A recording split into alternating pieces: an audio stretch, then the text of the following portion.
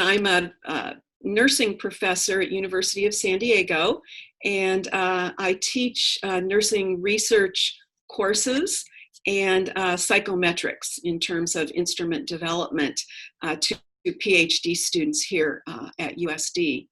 I'm in my office today. Like many of you, I would be home, except that the alley behind my house in Mission Beach is actually today being torn apart.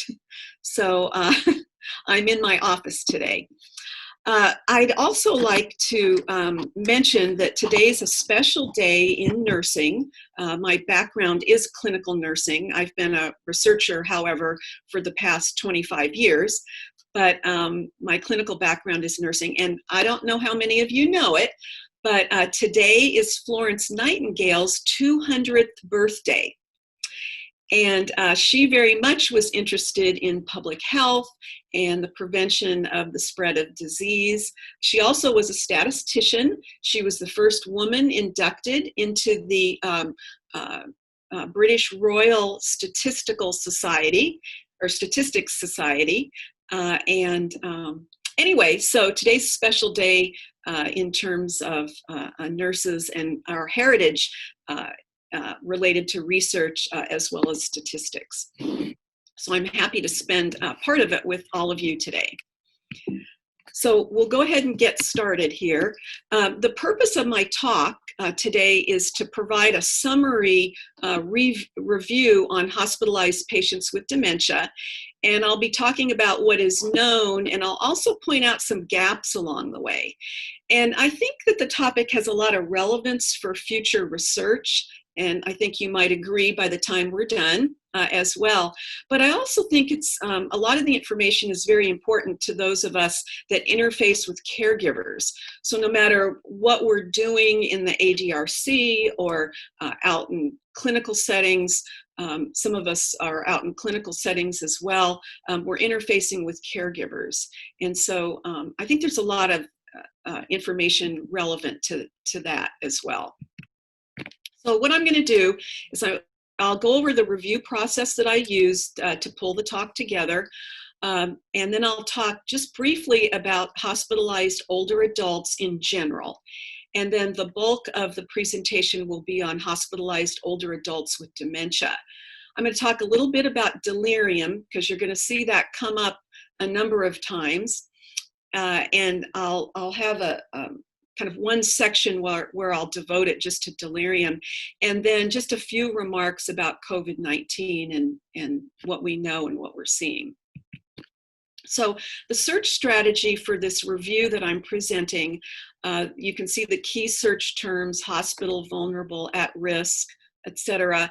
Went into a number of databases to do the search. And the results are that I did find a lot of retrospective database studies, some prospective descriptive studies, a couple of interventional studies, a couple of qualitative studies, and a number of systematic reviews. So I've pulled that information together. I've tried to stay relevant in terms of it's 2020, so didn't go too far back in time. Now, some of the studies enrolled only older adults with dementia, and other studies did comparisons between patients with dementia and patients without. So some of the studies you'll see will be comparison groups. Most of the studies, though, I have to say, are outside of the US. So the first gap to notice is that we have very few studies that have been done in the United States looking at this topic. So that we're all on the same page, I just want to clarify that what I used for the search, and is a common hospital quote definition, is that for our purposes, this is going to be an inpatient acute care hospital. So it's going to exclude emergency departments. I know emergency departments are connected to hospitals, but a lot of the databases that were used for these studies there and where the data was collected is exclusively in inpatient acute care hospitals. So that's what I mean by that. In terms of vulnerable, most dictionaries have a definition that goes along with the inability to withstand the effects of a hostile environment. And unfortunately, today, hospitals are pretty much considered hostile environments. There's a lot of adverse effects, a lot of bad outcomes that happen to patients, lots of good outcomes too. But the more vulnerable the patient, the more at risk they are for an adverse outcome when they're hospitalized. So for our purposes, a vulnerable older adult is going to mean in need of special care, support, or protection because of their age, disability, or risk of abuse or neglect. So I'll spend just a couple of minutes looking in general at older adults and hospitalization. So what most studies support is that around 50% of all patients in an acute care hospital are older adults, so 65 and older. Most hospitals will have a number of medical units within the hospital, and these days it's really hard to find someone on a medical unit who is under the age of 60 or 65. So these patients come to the hospital, they already have an aging physiology, which puts them at risk. Comorbidities, they may have diabetes, hypertension, many of them are frail, and they come to the hospital with an acute illness. Then they encounter systems issues, and these are hospital systems issues, and I'll go over these in a minute. They also see multiple providers who have never seen these patients before.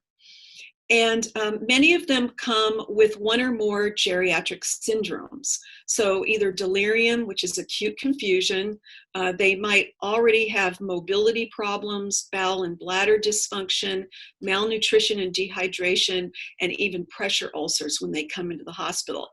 All of these things are like synergetic energy that results in functional decline of older adults. So most older adults leave the acute care hospital in some sort of functional decline from where they started. It might be a physical functional decline, or it might be a cognitive. It may be an emotional decline. It may be a psychiatric decline.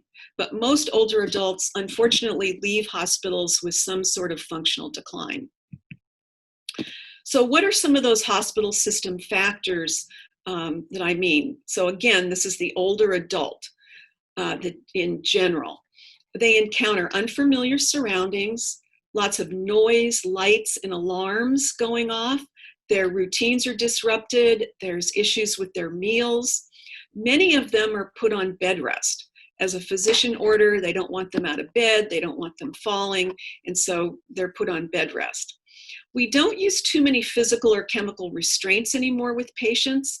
Used to be very common about 20 years ago, unfortunately, but we still have to use those occasionally to protect the patient. They encounter a slow response to their patient calls. The staff are always busy. The care can be rushed. They are awakened at night for vital signs to take medications. And all of these patients come in and they're given new medications. And many of them are in the state of what we call polypharmacy. Depending upon the definition, that's 4 or more medications that are given to a patient in a 24-hour period. So 4 or more different medications in a 24-hour period. So all of these are considered hospital system factors that make the patient vulnerable when they come in. So now I'm going to move into older adults with dementia and hospitalization. So we're going to narrow that population now. And through the next slides, I'm going to give a brief background to this topic. I'm going to talk about, kind of in a timeline, the things that happen to these patients. So I'm going to talk about admission, what those risk factors are, what we see as admitting diagnoses. Then they're in the hospital. What are the adverse events that can happen to them when they're in the hospital? I'll talk about length of stay and costs a little bit. and then discharged to nursing home. Not all of these patients go home, so there's a risk of being discharged to a nursing home, and then I'll talk about some mortality rates and causes of mortality. So kind of as a background, which I think really emphasizes that this is an important topic, is that patients 65 years and older with dementia account for 18.4% of hospitalized patients. Now, I'm referencing a study by Bickel that was a cross-sectional prospective study of over 1,000 patients. And they went in and they actually did cognitive assessments on these patients. For many of the database studies that I'm going to talk about, dementia was recorded in an electronic medical record, but this particular one, they really did cognitive assessments. So we know these patients occupy about 20% of the hospital beds in an acute care hospital. The odds of older adults with dementia being admitted to hospitals are about 1.5 to 2 times higher compared to those older adults with dementia. So it's around double, or getting close to double. And also 30% of the community dwelling older adults with dementia are hospitalized at least one time a year. And I know a lot of the participants that we see at the ADRC are still living out in the community. And so there's some evidence that they're being hospitalized at least one time a year.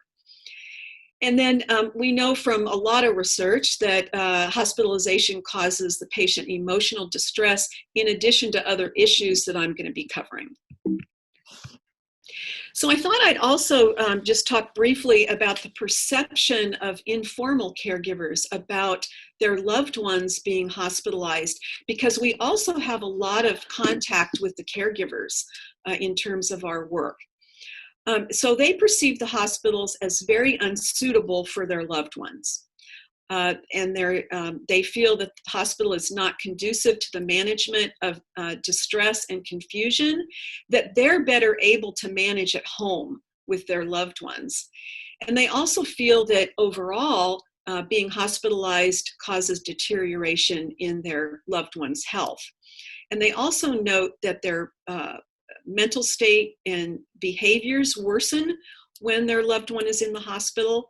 And they also take note that their loved ones are acquiring hospital infections, pressure ulcers, and they're falling in the hospital. So they have a pretty good handle on what's going on with their loved ones when they're hospitalized, and they do their best to advocate for them. So I'm going to jump way ahead just with one slide though. So if hospitalization is so bad, can we prevent it? And unfortunately, it doesn't look good.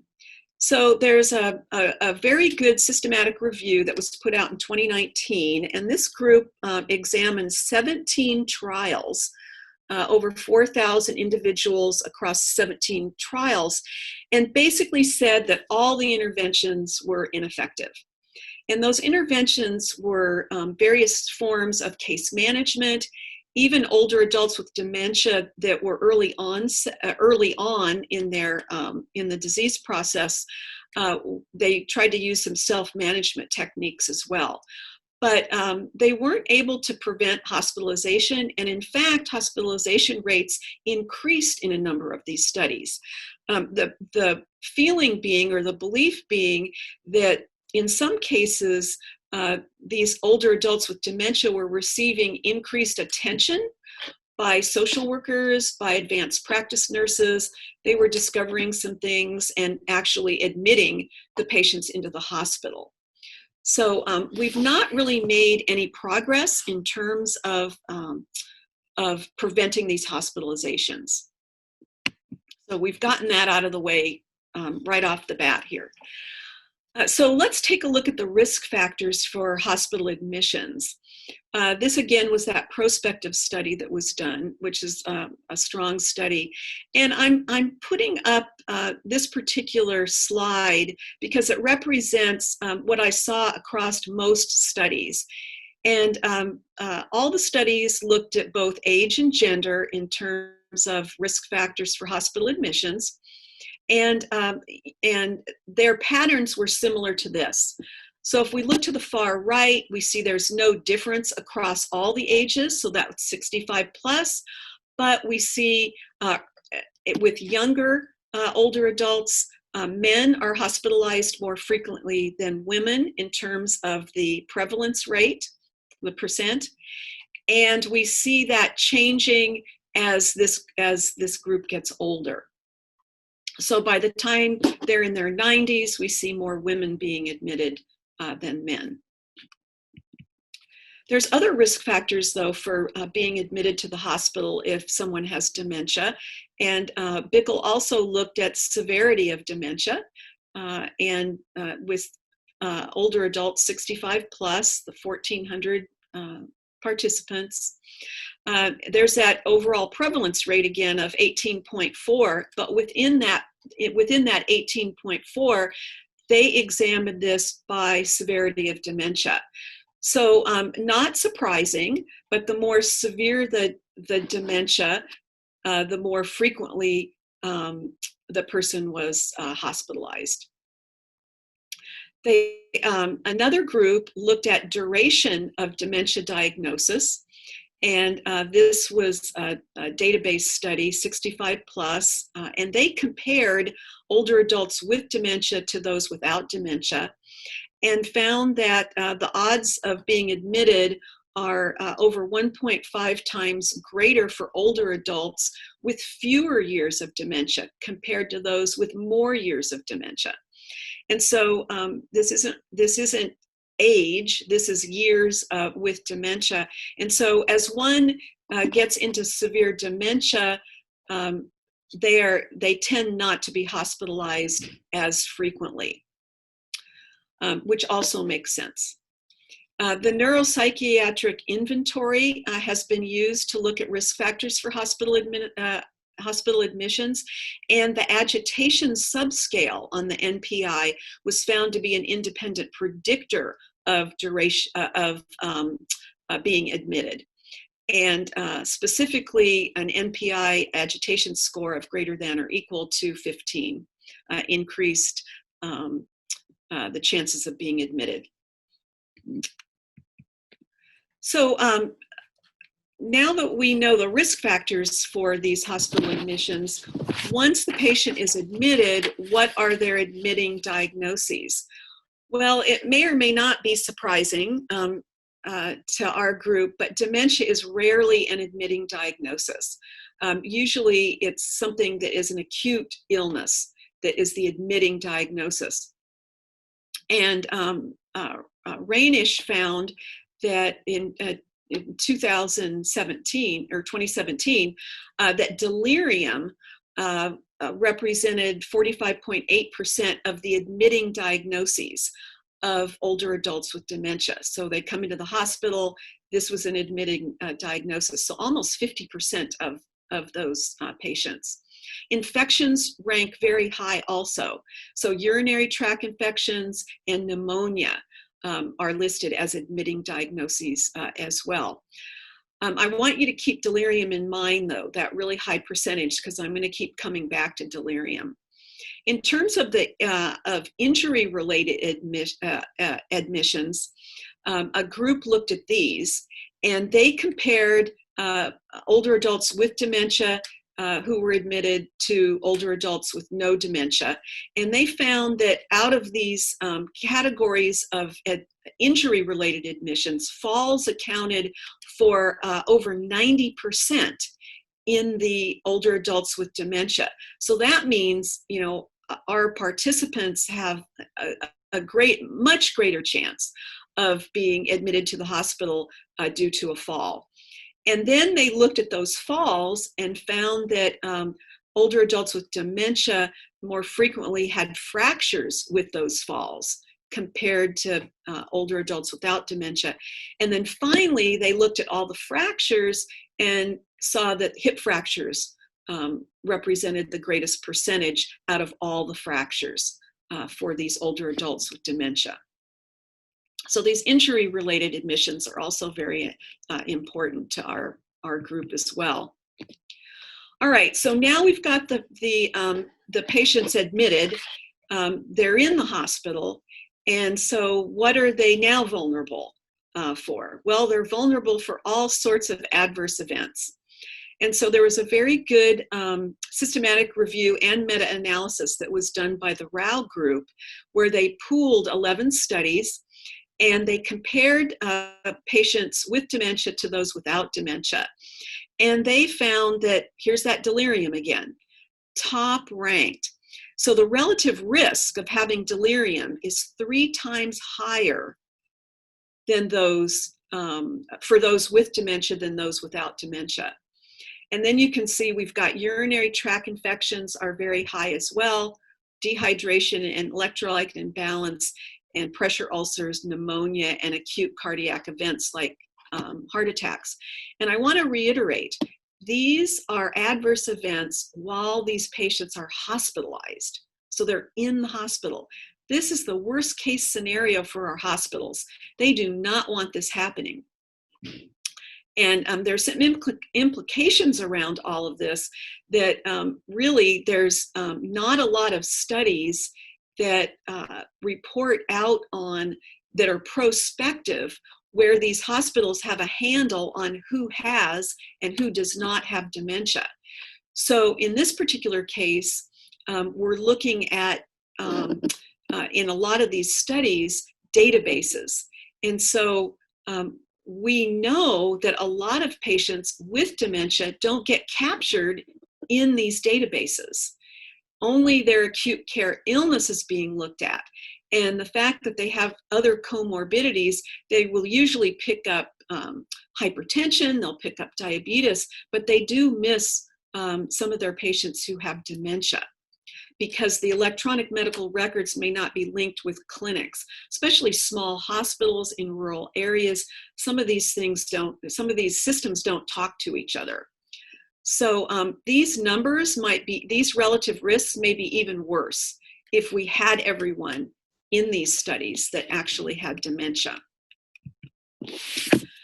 So they're in the hospital. We know that they're having adverse events.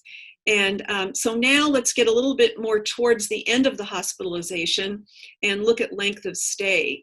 So most studies are coming in around 8 to 8.4 days as the median length of stay. Now there's outliers. We've got patients who are in hospitals for months, and we've got patients who are in the hospital for 1 to 2 days. Nationally, what we're looking at is most patients with an acute illness aren't really staying past 5 days. A lot of hospitals are getting most patients out in about 2 days. So this 8 days represents a longer length of stay for older adults with dementia. So, our participant population, if they're admitted to the hospital, more than likely are going to be in there longer than other older adults. One study broke this down by senile dementia, vascular dementia, and Alzheimer's disease. And it really, none of these extended the length of stay beyond that 8 too much. In terms of the senile, this was a study done in Europe. They did not define what senile dementia was in the study. They did have an other category, so this doesn't include other. The other thing that's been reported are on number of comorbidities. So what we know is that the more comorbidities, so if someone has diabetes, hypertension, GI problems, etc., they can have a longer length of stay. So that's on, that's on top of their dementia then. So most people with 0 comorbidities, so they've got their admitting diagnosis maybe of pneumonia, but if they don't have any other comorbidities, they may be staying around 8 days, according to this study. And then all the way up to 6 comorbidities only adds about 2 more days. So the hospitals are probably managing these multiple comorbidities pretty well. The patients aren't staying much longer than 10 days, even with 6 comorbidities. And then that Harvey study also to get back to the injury-related admissions. What we see is a much longer length of stay if older adults have dementia, just generally, and then also in comparison to those patients who don't have dementia. So we're up to 16.5 days being in the hospital with these injuries. So we come to costs, and there's some absolute major gaps in cost. There have been very few studies done recently looking at in-hospital stay costs for older adults with dementia.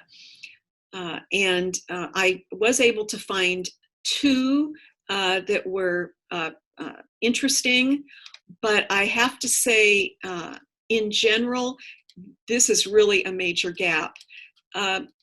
Studies out of Europe have been done, and I think it just kind of the pattern looks to me like they're using national database health records that maybe are more accessible to the researchers in Europe. I'm not quite sure, didn't have time to do a deep dive into this one, but there's more work in Europe, but there's still not a lot of recent work. So the first study is the MIND study. This is the Maximizing Independence at Home study. This is out of Baltimore, and they ran an intervention study from 2013 to 2015 with a lot of case management strategies, advanced practice nurses, with the goal in keeping these older adults who have dementia at home. So keep them out of nursing homes, keep them out of hospitals. And one of the things they looked at was inpatient spending per quarter. Now, over time with older adults, we naturally see an increased spending. So when you get large samples, we're seeing a movement of increase. With their participant group, though, they saw an 8.8% rise compared to a matched comparison group that did not get the intervention, which it was a much steeper rise per quarter. So that was some good news there. There's also the UCLA AD Care program. You may or may not be familiar with this one, but for research purposes, they collected data from 2012 to 2015. They also used kind of some case management, telephone calls to people, a variety of strategies. And in this particular study, they saw no difference between participant and comparison groups in terms of hospital utilization rates. Their overall program cost was neutral, but they didn't publish any specific cost data with that study. So what about risk factors for discharge to nursing homes? So I've not met any older adults with or without dementia who prefer to go to a nursing home. So this is not a good thing for most people. So I've labeled it risk factors for discharge to nursing homes. And this study that was done by Young, which was, I just need to remind myself here, this was a retrospective cohort study. They enrolled over 48,000 older adults in the state of New York, and they used state of New York data for this. So they looked at some demographics, some clinical conditions, and a number of hospitalizations as potential risk factors for being discharged to a nursing home. So now we've got our patient, we've been through, we've got the length of stay, and now where are they going? So a lot of patients are discharged to home, but we still have a group that's being discharged to nursing homes. So in terms of these odds of being discharged to a nursing home, we can see that being older versus younger imposes greater odds, not much, but a little bit. In terms of race, white versus black, a little bit. But now we get to the clinical conditions, and we can see that hip fracture, so the group of patients that had hip fractures versus no hip fractures, the odds were much greater. So 2.63 there. And I want to remind you that, and just in case I didn't say it, all these patients here have dementia. So these were hospitalized patients with dementia. So now we're comparing those with a hip fracture versus those without a hip fracture. We can see that there's increased risk with urinary and bowel incontinence versus those who were still continent, depression versus no depression, and then another high-ranking one is being hospitalized 3 times within 1 year compared to having no hospitalizations. And that makes sense too. So, you know, their 3rd hospitalization, they're much more likely to be discharged to a nursing home.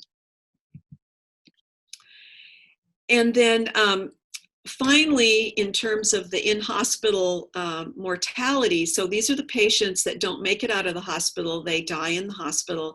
So Rao, in their work, looked at dementia versus no dementia, and you can see it's almost double. So we have almost a double rate of those patients with dementia dying in the hospital compared to those patients who do not have dementia.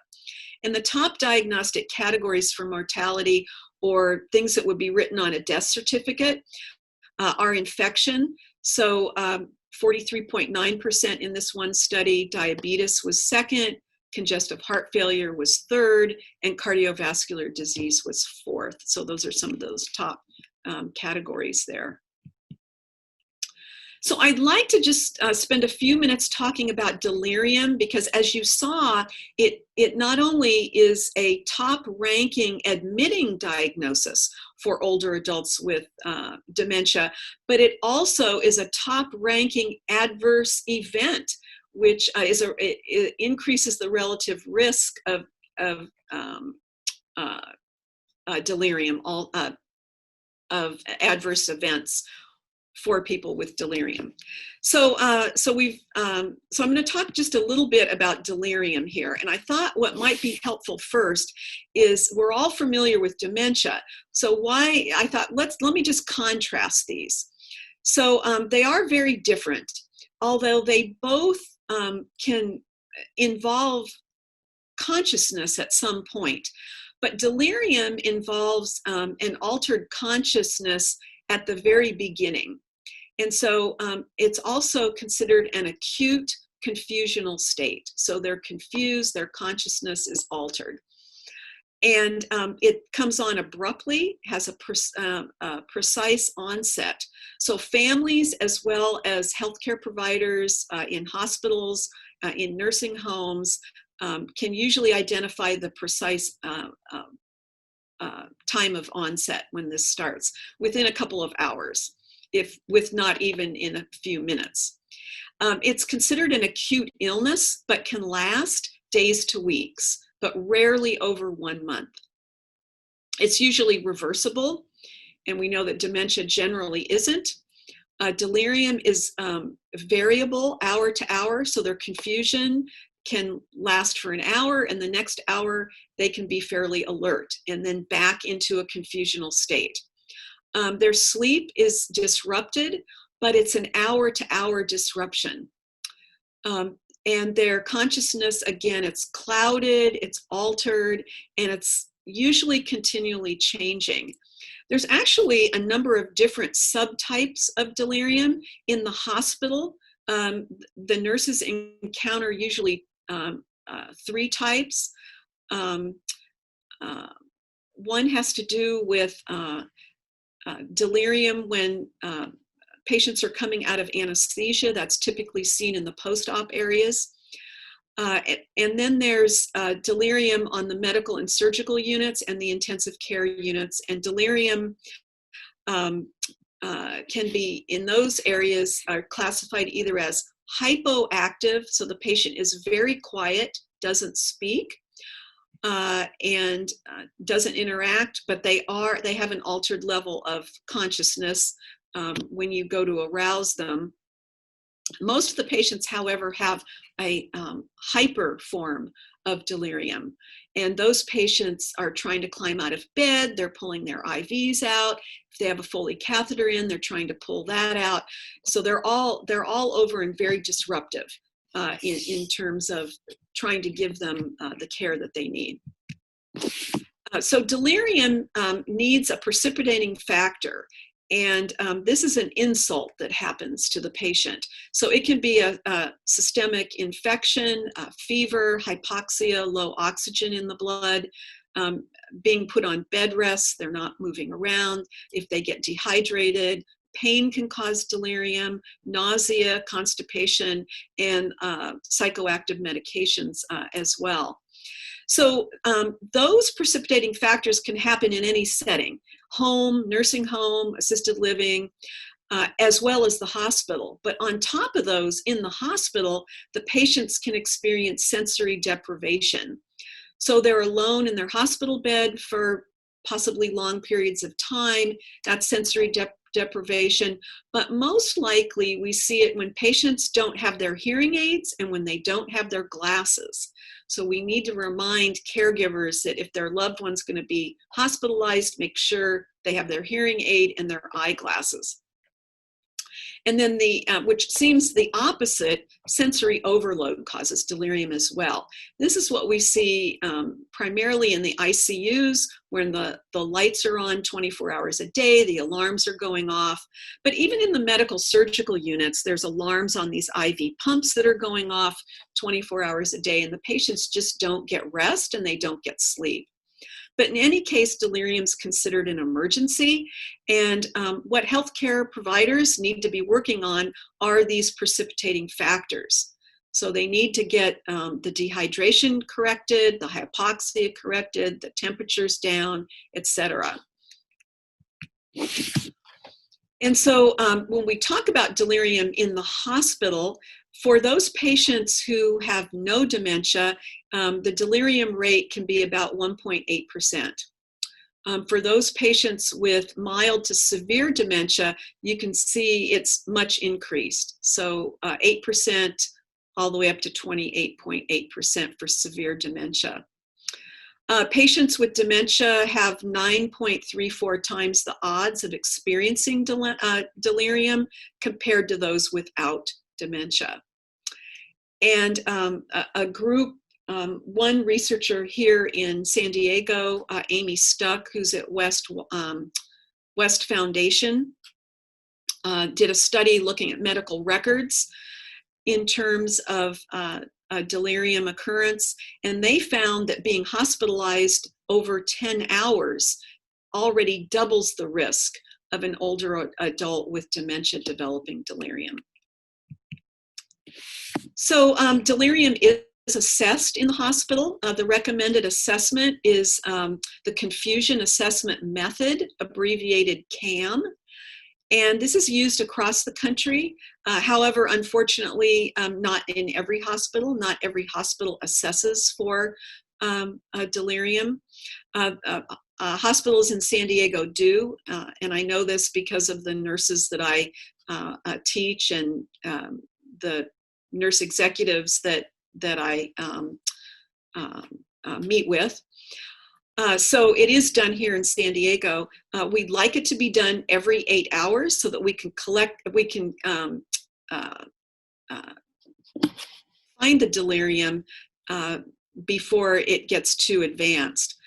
There is a separate instrument that is used in the hospital called the ICU CAM, and there are patients in the intensive care units that are intubated and on ventilators. So there's different criteria for the ICU CAM. And then finally, I wanted to mention that there's an instrument called the FAM CAM, and families can be educated and trained to pick up signs of delirium in their family members who may be more predisposed to delirium, such as those with dementia. So overall, it would be nice to have some studies that have looked at the state of hospital dementia care, but unfortunately there are very few. One of the better ones that I found was the one by Timms et al., and that was published in 2016. And they reported out that patients were receiving physical assessments that looked at mobility, continence, pressure ulcer prevalence fairly frequently, less frequently pain, and then overall functioning, the ability to feed oneself, those types of things was less well documented in the medical records, so down to 36%. And definitely assessment for cognition and delirium were inadequate, so 43% and 30% respectively. They also, in addition to looking at medical records, they interviewed nurse executives and medical physicians and nurse managers in these 35 public hospitals. And what they discovered through those interviews was that there was no dementia training for MDs or nurses that occurred in the previous 12 months. So it's really hard to keep up with the evidence and designing appropriate plans of care for these patients if the MDs and nurses aren't receiving ongoing education in terms of dementia. And then there are a few dementia-friendly hospitals popping up, primarily in Europe and England, and they will have, they look similarly to what you see on the slide here. They have colored signs on the outside of a room that denotes that someone, one of the patients in the room has dementia, so that everyone entering knows that. The floors have been designed as non-slip floors because these patients are so prone to falling. There are panic cords in the room, primarily for the use of staff when they need additional staff to help with a patient. In the bathrooms, they're putting colored toilets, so you don't have a white toilet up against a white wall, so the patients going in there can see where the toilet is. They put familiar paintings on the walls to make it a calm environment. They've liberalized the visiting hours, and they've tried to minimize the patient moves. So many patients in hospitals are transferred from room to room for a variety of reasons, sometimes really not strong reasons. So they're trying to keep the patients in the same rooms, and that's helping, especially with the occurrence of delirium. Specialized training for staff is being provided in these hospitals regarding delirium. They also involve the volunteers and the security people as well, because sometimes they respond to emergencies in the hospital rooms. So just a bit about COVID-19. I really wasn't able to find too much of late. Really only one article in JAMA, which was last week, where a group did a detailed chart review looking at other comorbidities that patients with COVID-19 had. They looked at 355 charts, and 6.8% of those patients in that chart review that had COVID-19 had comorbid dementia. So I think we need a lot more research, but as of last week, that's what I was able to locate in terms of the topic of dementia. I also recently found a fact sheet that was put out by the Journal of Geriatric Emergency Medicine. So now we're talking emergency room, but I was pleased to see this in terms of preventing and managing delirium in the older emergency department patients during this pandemic, and it was nice to see that they listed risk factor for delirium there, connecting it to dementia. So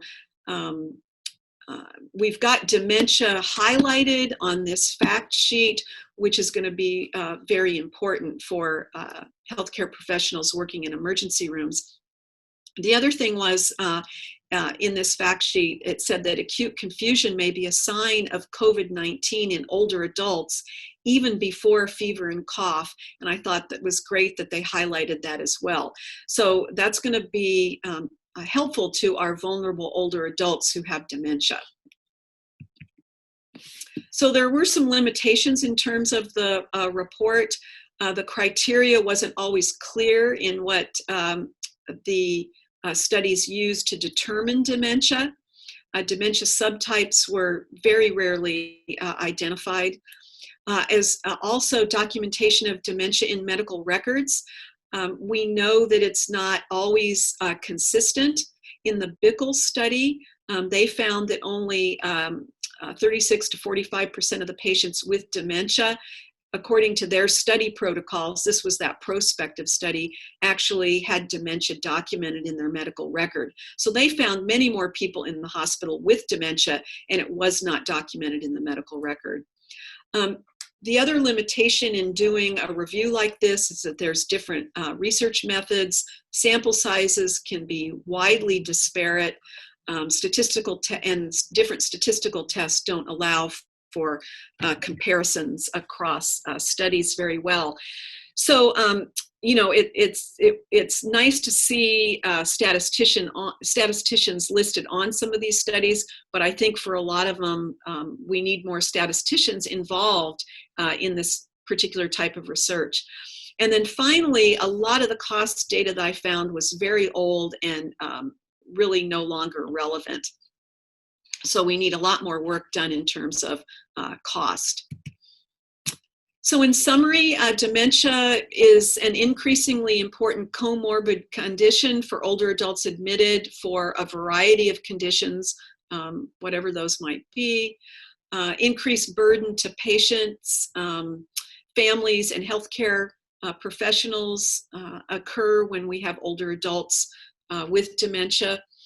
And likely, we've got resulting increased care, which is costly to hospitals, especially when those hospitals aren't prepared to care for these patients, which we've seen in a couple of studies out of Europe, and we need more of that work done in the US. So some more clinical recommendations and things maybe we can be thinking about for families who have an older adult with dementia. You know, we'd like to see cognitive impairment screening done on admission. This would pick up both dementia and delirium. I know it's difficult to do in hospitals, not always appropriate at the time with an acute illness, but where appropriate, we'd like to see it done. Healthcare professionals need more education on dementia, and we need to recognize family members as support systems and involve them in the care and encourage them to stay in the hospital visiting their loved ones. We need to reduce disorientation and anxiety-related behaviors that we see in delirium with common environments. And there are delirium prevention programs that can be implemented. One is the Hospital Elder Life program, and they help hospitals create familiar environments, train volunteers, use diversional activities, and have strategies to promote sleep at night. So here are my references, and thank you all very much.